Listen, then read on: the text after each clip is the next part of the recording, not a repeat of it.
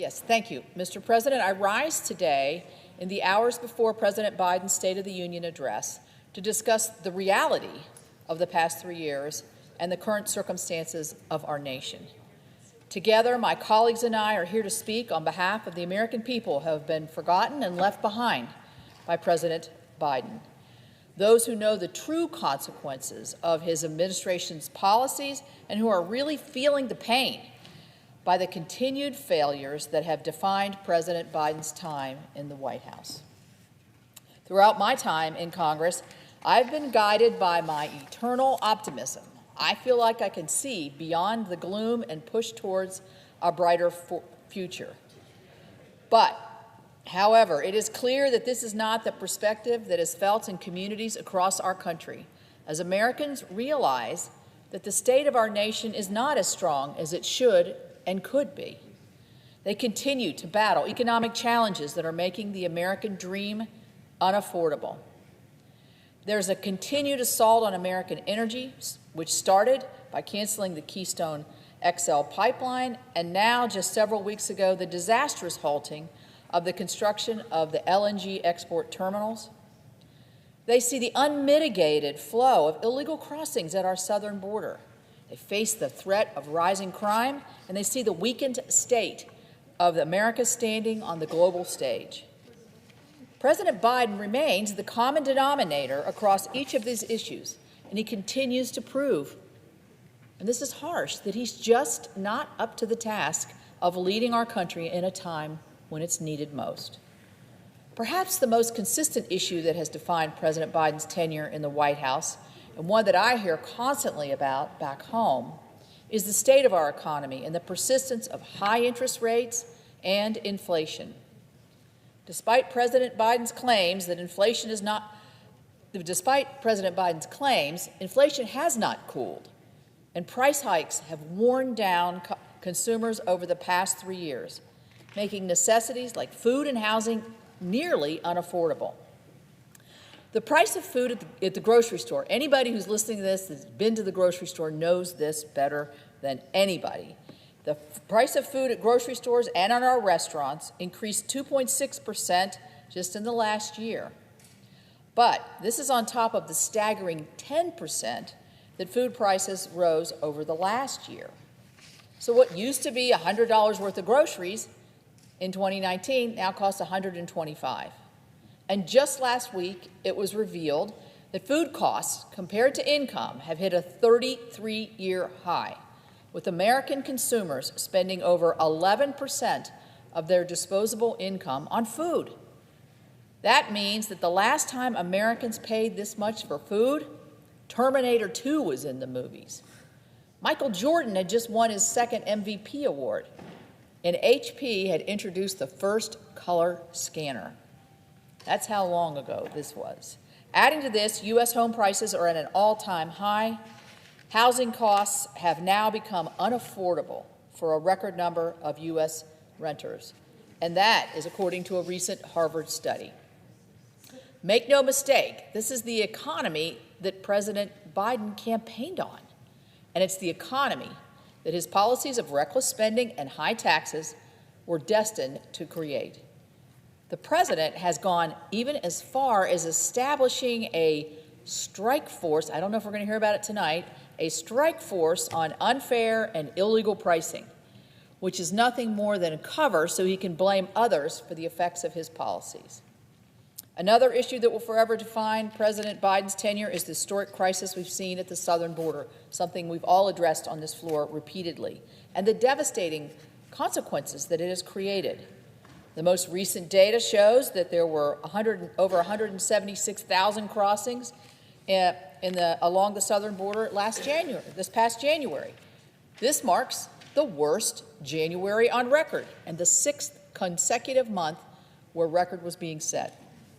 That brings us to a total of 9 million illegal border crossings under President Biden's watch.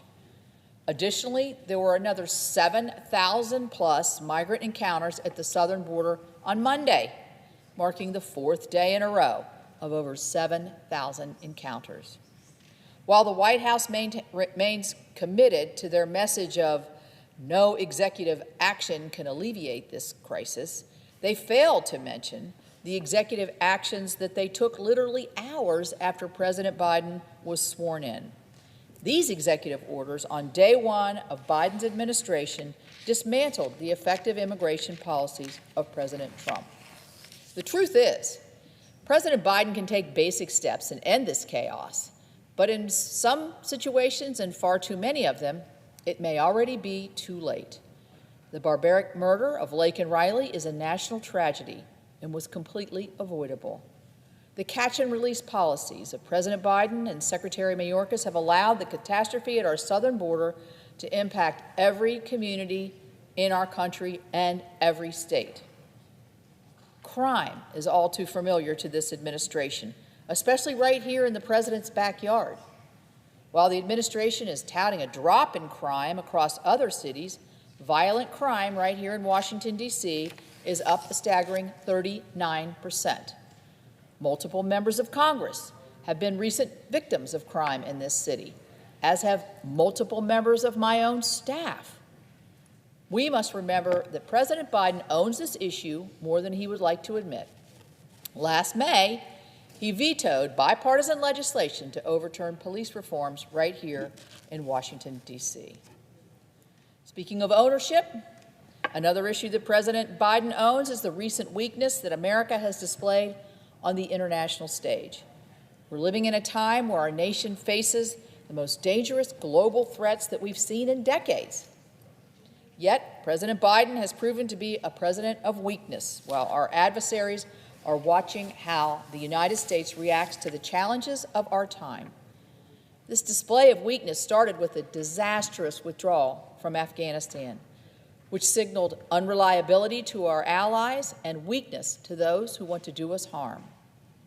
Then, President Biden did not establish a strong deterrent for Putin, suggesting that NATO and the U.S. might not take any action if Russia undertook a minor incursion. Next, the Biden administration engaged with Iran on fruitless nuclear talks, while the regime built up their nuclear capabilities and their militias attacked our own U.S. troops. Now there have been over 170 attacks on service members with minimal responses taken. This has also culminated most recently in the loss of 3 of our Army Reserve soldiers.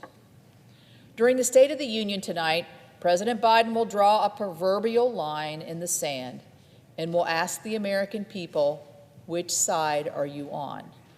I encourage my fellow Americans not to fall for this attempt to separate us or label us as enemies of one another, but rather we should join together in realizing that it doesn't have to be this way and that the American people truly deserve better. This leads to perhaps the biggest broken promise from the president. That was his pledge to unite our nation. We're fractured. There's no doubt about it. In this administration, anyone who disagrees with their policies is an extremist and a threat to our freedoms.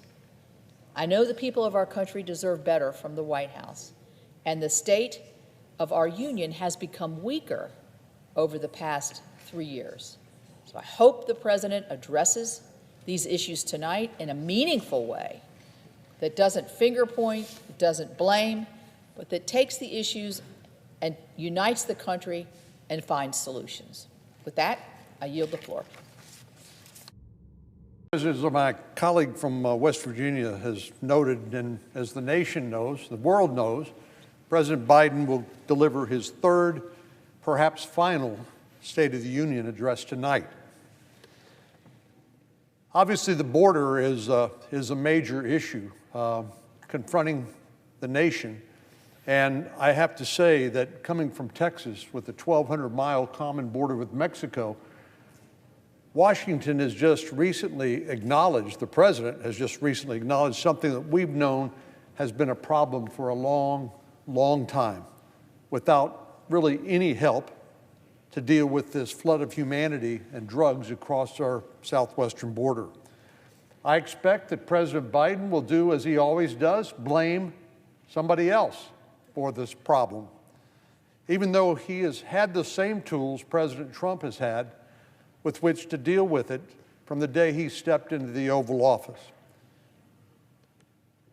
The American people are pretty smart, and they're pretty perceptive, and they understand that the crisis at our border is a man-made crisis, and that man is President Biden. He's opted, rather than secure the border, to issue dozens of executive orders dismantling, piece by piece, the border security protections that President Trump had put in place. Things like the Remain in Mexico policy, where people who would otherwise be released into the interior of the United States would have to remain in Mexico while their asylum claims have been determined. Under President Biden, U.S. Customs and Border Protection has encountered nearly 7 million migrants. I've heard numbers as high as 9 million. The truth is, we don't really have an accurate number because it is virtually uncontrolled. But we know that it's more than the past two administrations combined. In 3 years, President Biden has allowed more illegal migrant encounters across the border than in 12 years of President Obama's term and President Trump's. Well, you would think with President Biden, knowing he has a huge political liability, that he would seek advice from the experts. But former U.S. Border Patrol Chief Raul Ortiz said that President Biden and Vice President Harris never even spoke to him during his time in office. This is the man, the expert, who's in charge of the border for the U.S. government, and the president and the vice president didn't even speak to him. Well, because of the welcome mat that's been laid out by the Biden administration, border officials are preparing for yet another spike in the record levels of migration. The Biden administration is under fire for reports that it flew 320,000 migrants from foreign countries directly into the U.S. without vetting them first.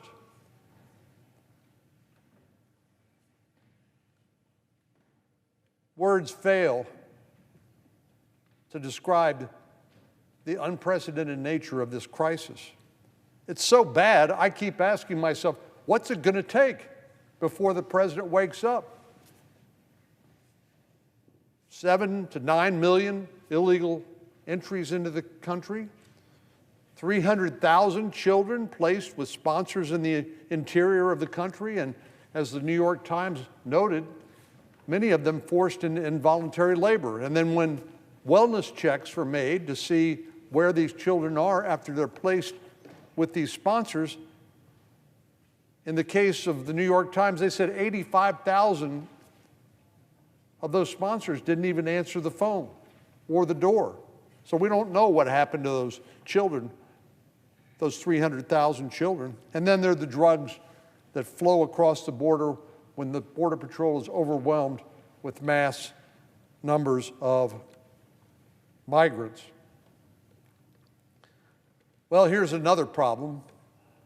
Those who are old enough to remember September the 11th, 2001, when 19 Saudi nationals flew 2 planes into the World Trade Center and crashed another one at the Pentagon. 19. 4 nationals killed 3,000 Americans that day. So far this year, the Border Patrol has apprehended 169 individuals who are on the terror watch list. So far this fiscal year, they've apprehended 49. But here's what should keep all of us awake at night. Approximately 1.7 million gotaways. In other words, a large number of these migrants turn themselves in knowing they're going to be released. And that's the easiest way to make it into the United States and to probably end up staying for the rest of your life. But 1.7 million people who came across the border evaded law enforcement. They call those gotaways, people caught on cameras or some sensor. How many more people on the terror watch list were among those 1.7 million gotaways. It should alarm all of us to think about those who made it into this country who have not yet been caught. And then there are the drugs. Last year, 108,000 Americans died of drug overdoses, 71,000 of those from fentanyl poisoning. Last week, the Border Patrol seized 2,800 pounds of meth, fentanyl, and heroin. Now, that's great, but how many more of those drugs have made their way into the United States undetected? But that's $12 million worth of narcotics in just 1 week. And of course, who is reaping the benefits of the current border policies? It's the drug cartels. It's the human smuggling networks. They continue to get richer and richer and more powerful. Over the weekend, Border Patrol arrested 6 sexual predators who were illegally crossing the border. Again, we don't know how many more were among the gotaways I mentioned earlier. This follows a nationwide law enforcement effort last month where U.S. Immigration and Customs Enforcement apprehended 275 known sex offenders who had entered the country illegally. All this while the country continues to mourn the death of 22-year-old nursing student Laken Riley. As we all know by now, she was killed while jogging in broad daylight on the campus of the University of Georgia. Jose Antonio Ibarra, a 26-year-old Venezuelan national who entered the United States illegally and was released by the Biden administration, has been charged with her murder. This week, White House Press Secretary Karine Jean-Pierre has asked if President Biden plans to address Laken's death during his State of the Union speech. She said she had nothing to share on that topic. If the Biden administration had not abused the parole system, that means the catch and release by which individuals like Mr. Ibarra were simply released into the interior of the United States, Laken's death might have been prevented. But President Biden has no plans to even acknowledge her death, let alone take responsibility for it. In the last 3 years, I've spoken on the floor of the Senate about these issues more times than I can count, because Texas is on the front line, but with precious little assistance from the federal government. That's why Governor Greg Abbott has used the National Guard and the Department of Public Safety to do what the federal government should have already been doing, and that is to provide security for our borders. This is one of the most urgent catastrophes of our time. And it's a huge political liability for the president and his party, because they've been watching this catastrophe get worse and worse and worse and done next to nothing about it. We reached the breaking point a long time ago, and now every state is paying the price of President Biden's failed policies, from Texas all the way to New York. As long as the president refuses to do his job and enforce the laws already on the books, deadly drugs will continue to flow into our communities, and dangerous criminals will threaten our citizenry, and many more lives will be lost. I hope the president accepts responsibility for what's happened the last 3 years. And I hope his remarks reflect the urgency of this crisis that he created. But the truth is, I won't be holding my breath. Mr. President, I yield. Senator from Tennessee. Thank you, Mr. President. I appreciate my colleagues and their comments, and I know that Senator Hyde Smith is also going to speak on this issue. And as we have heard, the president later today is going to talk about his record, and he's going to try to sell that record to the American people. And as we've heard, many of his policies are failures. This record is a broken record. And much of it, just as my colleague from Texas was saying, is a record that has failed the people of our states. Now, for 3 years, the American people have truly suffered immensely during this record of failure and broken promises. And some of the actions that President Biden has taken beginning on day one, as he issued executive order after executive order. Now let's talk about day one as we set the framework for what he will talk about tonight as his 3-year record. On day one, President Biden took actions pertaining to the border and illegal immigration. And here is what he did. He paused deportations, paused them. That means he put up a halt sign and said, you cannot deport people that have illegally entered the country. He limited which illegal aliens could be arrested. Now that was an action that he took. He said, well, you can't go arrest certain groups of illegal aliens, even though they've broken the law coming into this country. So he put those protections in place for people that had broken the law entering the country illegally.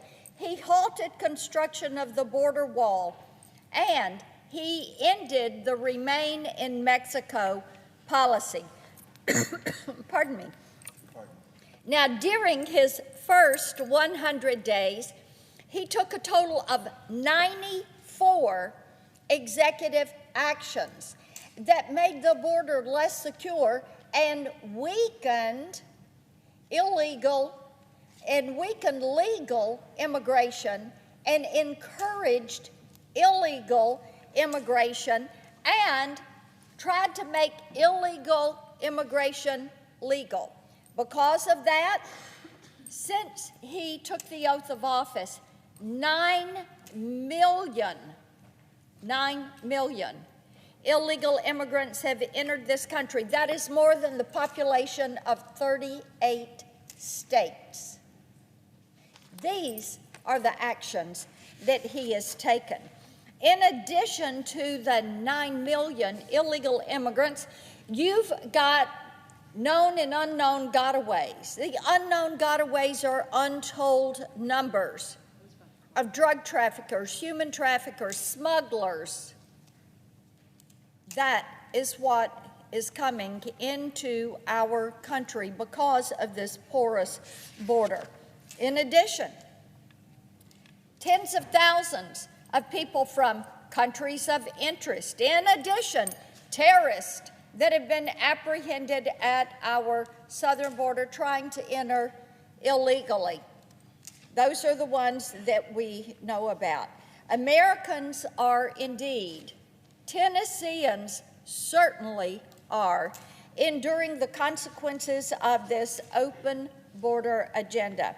And over the past few weeks, we've seen countless illegal aliens who should have never been allowed to set foot in this country be arrested for sexual assault, rape, and murder. One of the victims, Laken Riley, a 22-year-old nursing student in Georgia, was allegedly killed by an illegal immigrant who was paroled into this country by the Biden administration.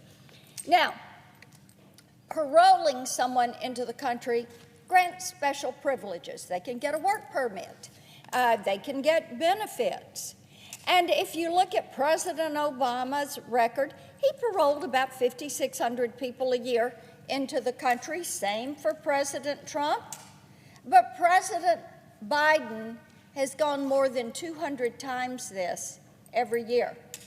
2022, he paroled 800,000 people into the country. 2023, 1.2 million people. And one of these parolees is the alleged killer of Laken Riley. There are others that have committed rape against children, that have bludgeoned our citizens. President Biden's policies are directly responsible for these crimes. Now, there is also a bucket of economic failures that I want to touch on. We all know that when President Biden came into office, inflation was 1.4%. And since then, we have seen inflation skyrocket. We've seen federal spending skyrocket. We know that trillions of dollars have been added to the debt. Much of this comes because of his agenda, a lot of it his attack on energy and his push for the Green New Deal. Now, President Biden had claimed that his agenda would, and I'm going to quote him, that it would grow the economy from the middle out and the bottom up. Instead, what it has done is to cause the worst inflation in 4 decades. Since Inauguration Day for Joe Biden, prices have been on the uptick. And when you talk to Tennesseans, they can tell you how much the cost of food is up. It's up at least about 20%. Rent, housing is up over 20%. And then you look at the cost of energy, whether you're filling up the tank or whether you're paying the electric bill or the gas bill for heating and cooling of the house. That is what this economy has done. And you know, Mr. President, as we look at the issues, we know that the economy, we know that this has such a negative impact on the amount of money that people have in their pocket each month. Because in Tennessee, this means that in 2023 alone, that an average family had to spend over $10,000 more just to tread water, just to stay even. So as we look at this, as we know the president is going to stand and insist that the state of the nation is strong, we know that there are going to be millions of Americans that say, no, it is frayed, it is fractious, it is hurting. People are broke. Our border is broken. Crime is up in our communities, and all of this is directly related to the policies of President Biden and his agenda. Mississippi.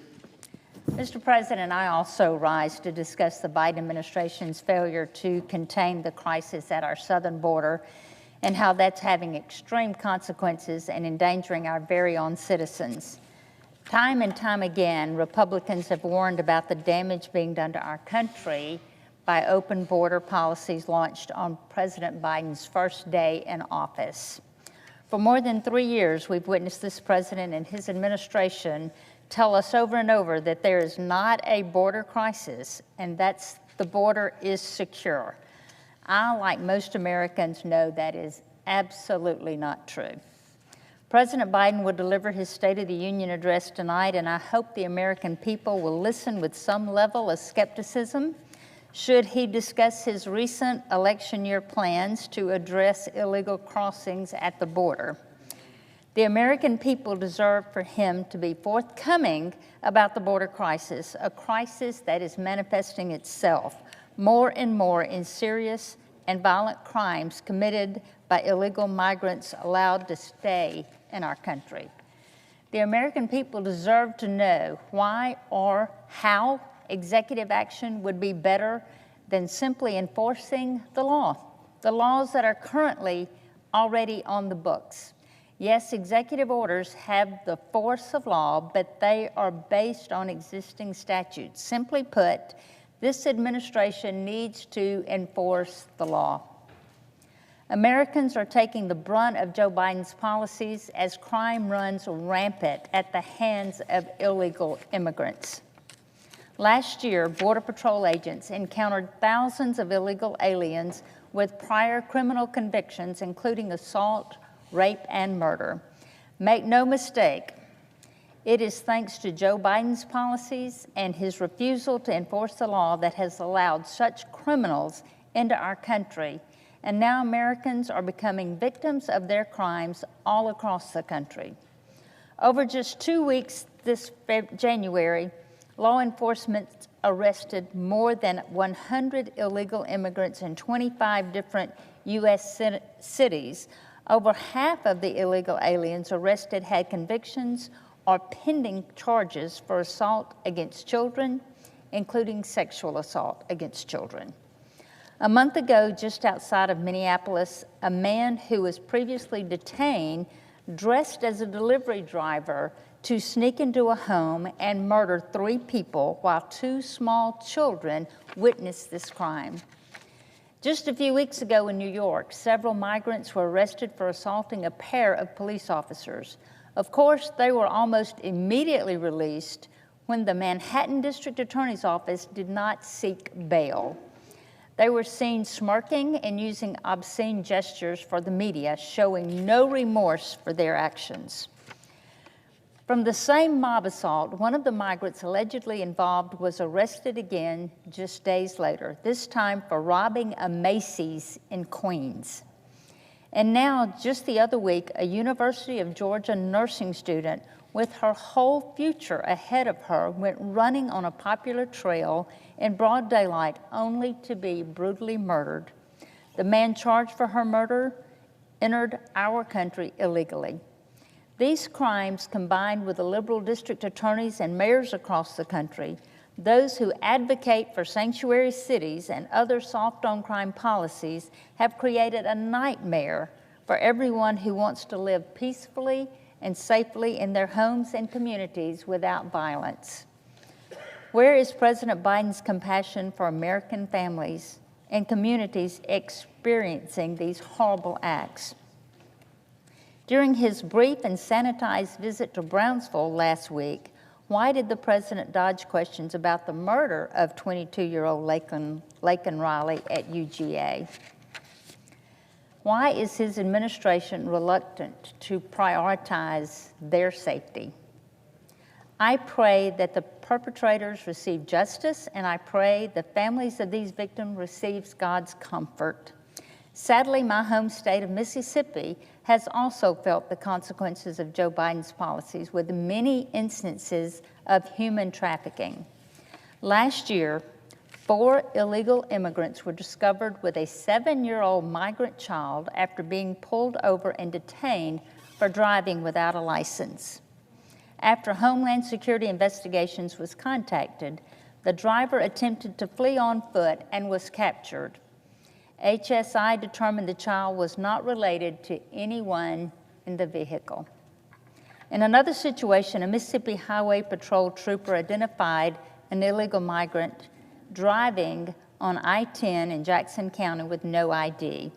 A passenger, also an illegal immigrant, revealed that they were on their way to Houston, Texas to pick up another man, a woman, and 3 or 4 children. After a legal search of the vehicle, items consistent with human trafficking were discovered in the vehicle. Instances like these are unfortunately happening across the country, and our communities are in danger. If you think this isn't happening in your backyard, then think again. Because of the state of our country, there's growing concern and fear among Americans who who are wondering if they or someone they love will be the next target. In fiscal year 2023, there were over 15,000 criminal non-citizens arrests. There were over 2,000 criminal illegal drug possessions and trafficking convictions. Additionally, there were almost 9,000 driving under the influence convictions. There have been nearly 200 murders committed by illegal immigrants since Joe Biden took office. 200 lives under President Biden's watch. This is not how the greatest country in the world should operate. Robbery, sexual assault, crimes against children, human trafficking, and murder are just some examples of the crimes these illegal migrants are willing to commit in our country. We have to stand against this. President Biden claims he needs more authority to get control of the border. This is blatantly false. The previous administration successfully enforced border laws to get crossings to record lows. The Biden administration repeatedly refuses to acknowledge the border crisis for what it is, a crisis. He opened the border and he can close it. As the president prepares his State of the Union speech, I call on the Biden administration and Democrats simply need to enforce the law. Let's just start with that. We must make this a priority. Americans deserve nothing less. Thank you, Mr. President, and I yield the floor. Senator from North Dakota. Joining my colleagues to discuss the Biden administration's failed policies and their impact not only on my state in North Dakota, but on all Americans. As we prepare to listen to the President give his State of the Union address tonight, I want to share my perspective about the past 3 years and where we are today. But it's not just my perspective. It's what my constituents are seeing on a day-to-day basis. They see a country that is less secure, a dollar that doesn't stretch as far as it used to, and policies from this administration that are making things worse. The reckless tax and spend policies of this administration have led to increases in inflation levels that we haven't seen in decades. And to this day, inflation remains persistently high. And the deficit spending continues as our debt now totals more than $34 trillion. Last month, the Congressional Budget Office published its 10-year budget and economic outlook, which revealed that this year the interest payments on our national debt will exceed spending on national defense. In addition to rising interest payments, that will crowd out our ability to fund our priorities for the future. This deficit spending has led to inflation that has made everything more expensive for all Americans. The Biden administration's tax, spend, and regulate policies have led to this inflation. In my state of North Dakota, according to the Consumer Price Index data, families have experienced a cumulative price increase of about 18% since President Biden took office. That means paying more for everything from groceries to housing to transportation and energy. North Dakota is actually among the youngest states in the nation with a median age of just over 35 years of age. Many of our young North Dakotans are looking to buy homes and start families, but this administration's failed economic policies have caused the inflation that has simply put home ownership out of reach. According to Freddie Mac, the 30-year fixed-rate mortgage continues to hover at about 7%. Before Biden took office, less than 4%. Bottom line, the policies of this administration that the president calls Bidenomics gets you less for more. Not more for less, less for more. And at the same time, President Biden he has his Green New Deal agenda over our national security interest. And that's because the cost of energy, the average price for a gallon of gas was about $2.40 on January 20, 2021, when President Biden took office. This week, gasoline prices are 42% higher, $1 higher. So instead of $2.40, now you pay on average $3 for every gallon. It's simple economics. Energy prices remain high because demand exceeds supply. And because the cost of energy is built into every good and service that we consume, we need to increase the supply of energy to help bring down inflation.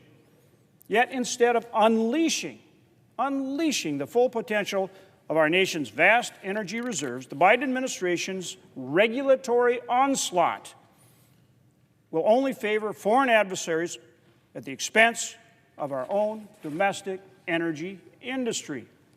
The Biden administration is imposing new costs and regulatory burden on federal energy leases, for example, while reducing what's available for new leasing.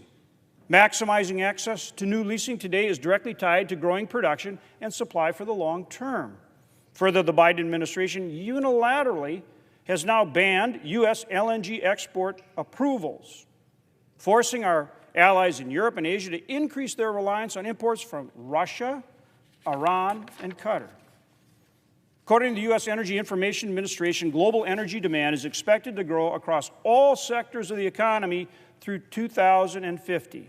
And our nation is fortunate to have abundant energy reserves and the capacity to ramp up production and counter adversarial foreign producers from countries like Russia, Iran, and Venezuela. But the Biden administration continues to handcuff our producers with burdensome regulation after regulation. That's why President Biden needs to take the handcuffs off our energy producers and work with us to boost American energy independence instead of passing regulation after regulation that shuts our energy industry down. Producing more energy here at home is the ultimate solution to not only lowering energy costs, but to strengthen our national security and our geopolitical standing in the world. And in addition to those issues in regard to Bidenomics, I want to talk about his failure on the border. 2023 was a record year for President Biden's border policy. It was record-breaking.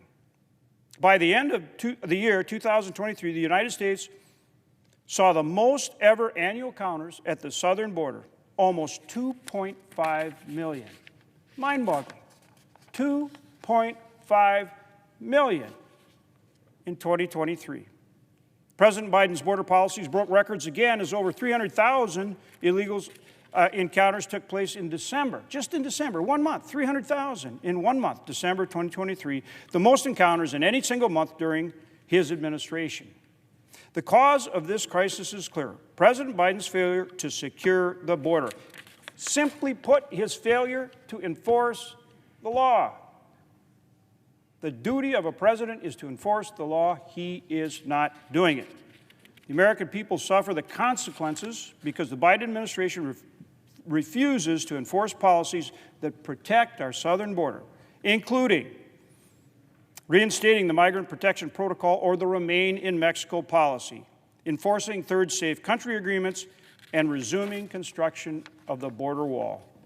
The president's failed border policies have led to increased instances of human and drug trafficking at the southern border. And it's not just human trafficking, it's the fentanyl, it's all of the problems that go with an open border. The Biden administration must address the border crisis. The Biden administration must enforce the laws that kept monthly encounters to vastly lower numbers under the Trump administration, and they need to do it now because border security truly is national security. In conclusion, we can reverse all of these metrics, but it's going to take the president embracing the realities facing American families. And given his track record these past 3 years, I'm not optimistic that we will hear him signal a reversal of these policies tonight. But he needs to, for the good of the country. With that, Mr. President, I yield the floor.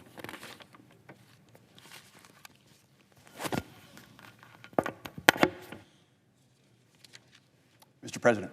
Senator from North Carolina. President Abraham Lincoln once said that no administration, by any extreme of wickedness or folly, can seriously injure the government in the short space of only 4 years. Now, that statement might need to be revised if Lincoln had witnessed the first 3 years of President Joe Biden. Our country's been through a prolonged period of failure and crisis brought on by a weak leader who bows to his far-left base and pursues policies that hurt the very people that he claims to help. There's no better example of this than at the southern border, where President Biden has presided over the worst border crisis in U.S. history. Millions of illegal crossings, hundreds of individuals on the terrorist watch list, tens of thousands of pounds of deadly fentanyl, nearly 2 million known gotaways, millions more unknown gotaways, including terrorists, human traffickers, and other bad actors. The crisis at the border is a crisis of President Biden's own making. Since on his very first day in office, President Biden has unleashed dozens of executive actions that telegraphed that his administration was no longer interested in enforcing the law when it comes to illegal immigration. Here are some of the most devastating examples. He halted construction of the border wall, leaving the physical defense of our nation's border to scattered areas of old, rusty barbed wire. I've seen it with my own eyes. He ended the Remain in Mexico policy that ensured that illegal aliens were turned back before they even arrived at the doorstep of our country. The result? Well, not only are untold millions being encountered right at the border, but when they are caught, the Biden administration releases about 75% of them into the interior of the United States, some with taxpayer-funded escorts and travel. The Biden administration also halted deportation of those who illegally entered our country. In fact, just the last year, Immigration and Customs Enforcement, they only deported 5% of the millions that they encountered at the border. Taken together, what is the message that this president has sent to a would-be illegal immigrant? Well, for one, the United States won't construct physical barriers to stop you. We won't even lock the door to our own house, it seems. So, if you're caught, the United States will release you and resettle you with money out of our own taxpayers' pockets. And don't worry, per the Biden administration, the United States will never deport you. It doesn't take a rocket scientist to figure out why this crisis persists. But it doesn't have to be this way. Just 4 years ago, illegal immigration was at a record low. Make no mistake, President Biden, he already has the power to fix this. It was his executive actions that on day one caused this mess. And he can clean it up by undoing those very same orders on day 1,142 today. We are witnessing in real time a national decline. But the good news is that decline is a choice, and our time for choosing is coming. It's not too late. Despite all the things that are broken right now, we can still be a strong nation as long as we have a leader with the strength and the willingness to get the job done. I yield the floor.